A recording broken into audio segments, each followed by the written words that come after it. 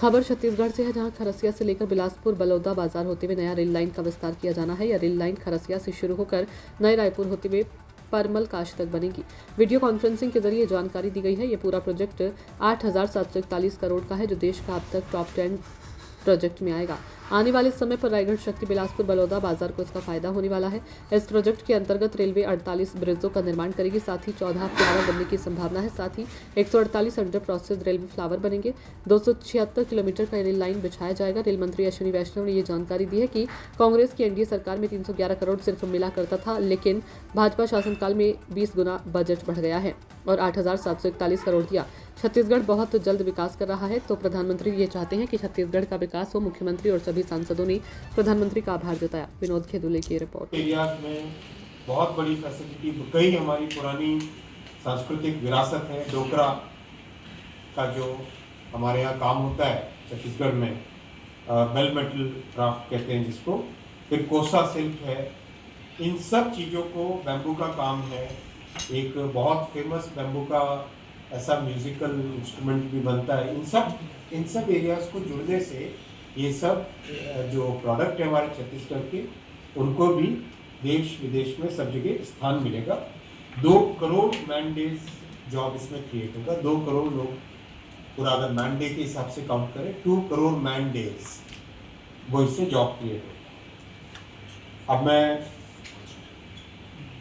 इस प्रोजेक्ट के अलावा, क्योंकि माननीय मुख्यमंत्री जी बहुत रेगुलर फॉलोअप करते हैं, इसीलिए मैं बताना चाहूँगा कि हमारे जो अभी प्रोजेक्ट चल रहे हैं उनमें टोटल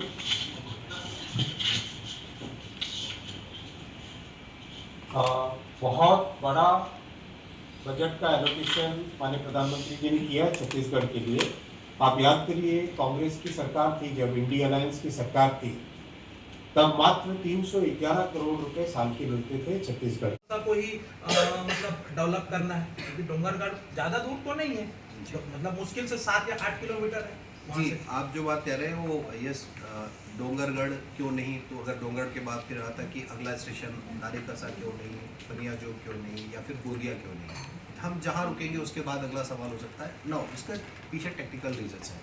डोंगरगढ़ स्टेशन की आज जो स्थिति है, उसके जिस तरह से बस्ती का विकास हो चुका है, तो 4th लाइन के बाद उसमें किसी और तरीके का उसका एक्सपेंशन करने का स्कोप नहीं है। इसलिए ऐसा निर्णय लिया गया कि डोंगरगढ़ के पहले कमल का सर्विस को करें। और साथ ही साथ इसमें एक और बात है, चूँकि ये प्रोजेक्ट बेसिकली छत्तीसगढ़ के लिए एम्बिशियस था।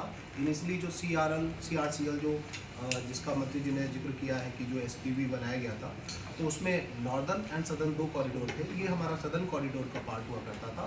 तो चूँकि छत्तीसगढ़ में था, तो छत्तीसगढ़ राज्य के अंदर ही इसके बोथ एंड्स रखे थे, क्योंकि इसकी फंडिंग भी उसके द्वारा हो रही थी। लेकिन बीच में कुछ ऐसा हुआ, इसकी फंडिंग और उसको रिलेटेड तमाम इश्यूज आए और प्रोजेक्ट किक ऑफ नहीं हो पाया। बट अब क्योंकि जब इसको मंजूरी मिल गई है, तो ये जल्दी से पूरा किया जाए। सर, लेट लतीफ़ी को लेकर के ट्रेन की बहुत ज़्यादा आरोप लगते हैं। कहा जाता है कि गुड्स पे ज़्यादा फोकस हो गया, रेलवे का बिजनेस पे ज़्यादा फोकस हो गया, इसलिए पैसेंजर ट्रेन को 8 से 9 घंटे तक लेट कर दिया जाता है। क्या सच्चाई है इसके पीछे? नहीं, इसमें कोई भी सच्चाई नहीं है। ट्रेन जो लेट हो रही है, आपको शुरुआत में बताया कि चूँकि नॉन इंटरलॉक वर्किंग हमारे पूरे देश में हो रही है, जो अमृत भारत स्टेशन का जो काम हो रहा है पूरे देश में हो रहा है, RUB जो बन रहे हैं वो पूरे देश में बन रहे हैं, ROB बन रहे हैं पूरे देश में बन रहे हैं, FOBs आ रहे हैं वो पूरे देश के समस्त जो भी स्टेशन हैं उन सब जगह कार्य हो रहा है।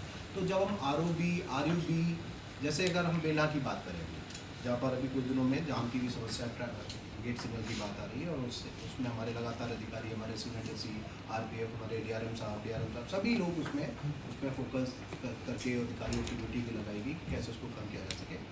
तो जब वो RUB बनाने जाते हैं, तो ट्रैक के नीचे हमें कुछ काम करना होता है, तो उसके लिए कॉस्ट ऑर्डर लगाते हैं।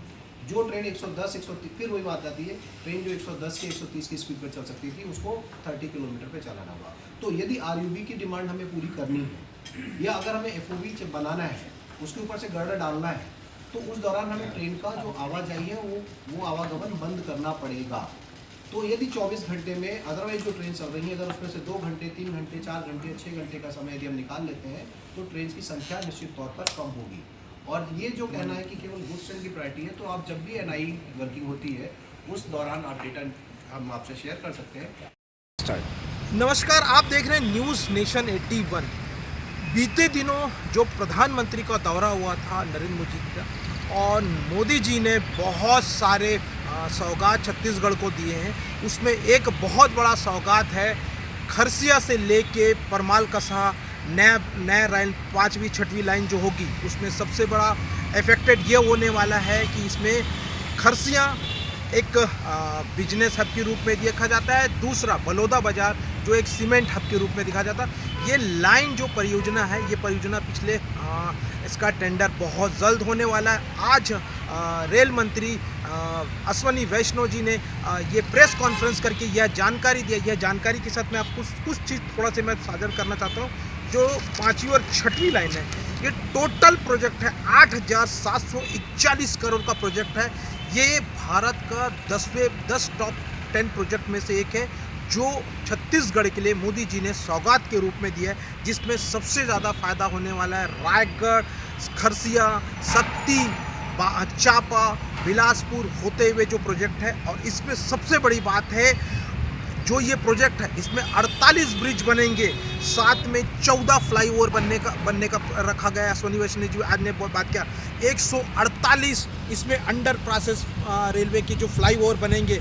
और दूसरा सबसे बड़ी बात 276 किलोमीटर की जो रेल लाइन है, ये रेल लाइन बिछाया जाएगा। साथ ही एक बहुत बड़ा एक इन्वेस्टमेंट भी बचेगा, 2200 करोड़ लीटर जो है डीजल ये बचने वाला है। 22 करोड़ जो लीटर है ये बचेगा। साथ में इसमें जो इन्वेस्टमेंट बढ़ेगा 25,000 करोड़ का इन्वेस्टमेंट जो बचत होने वाला है। दूसरा सबसे बड़ी बात, इस प्रोजेक्ट को बनाने का बहुत बड़ा मेन कारण है कि बलौदा बाजार एक सीमेंट का बहुत बड़ा हब है, इसका फ़ायदा कहीं ना कहीं होने वाला है। दूसरा सबसे बड़ी बात, इसमें 2 करोड़ लोग जो डेली वेजेस पे काम करेंगे, जिनको जॉब मिलेगा। और सबसे पहली बात, ये जो ये कांग्रेस के एनडीए की सरकार के टाइम में ये 311 करोड़ पहले जो बजट होता था वो मिलता था, लेकिन जो बजट है वो 4 गुना नहीं कई गुना बजट को बढ़ा के 8,700 करोड़ 41 करोड़ का बजट है। बहुत सारे रेल प्रोजेक्ट है, जैसे रावघाट परियोजना का प्रोजेक्ट बताया, दिल्ली राजरा से रावघाट जो अभी EMU ट्रेन है उसको धमतरी तक ले जाने का प्रोजेक्ट है। दूसरा एक और प्रोजेक्ट रखा गया है जो रायपुर जगदलपुर जो कोरापुट होते हुए जो लेके वो एक प्रोजेक्ट है। ऐसे विभिन्न प्रोजेक्टों में है जो आज वीडियो कॉन्फ्रेंसिंग के जरिए अश्वनी वैष्णव जो रेल मंत्री उन्होंने जानकारी दिया है। और बहुत जल्द इसका DPR होने वाला है, बहुत जल्द इसका टेंडर होने वाला है। अब देखते हैं कि छत्तीसगढ़ को जिस हिसाब से तेज़ी से जो लेके जा रहे हैं, जो मोदी जी जब भी आते हैं कहीं ना कहीं कोई बहुत बड़ा सौगात देते हैं। इस सौगात में एक चीज़ तो आना पड़ेगा, जो 8,741 करोड़ का जो प्रोजेक्ट है, ये रेलवे के लिए बहुत बड़ा प्रोजेक्ट है। आने वाले समय पे और बहुत सारी नई ट्रेन चालू करने हैं, जैसे नमो ट्रेन्स है और रेलवे का जो वंदे भारत स्लीपर चालू करना है। बहुत सारे नए रेल्स चालू होने वाले हैं। तो अब देखते हैं कि रायपुर को जितना तेज़ी से बढ़ रहा है, आने वाले समय पर और ये तेज़ी से कितना विकास करेगा। कैमरामैन भीष्म यादव के साथ मैं विनोद कुरुले ने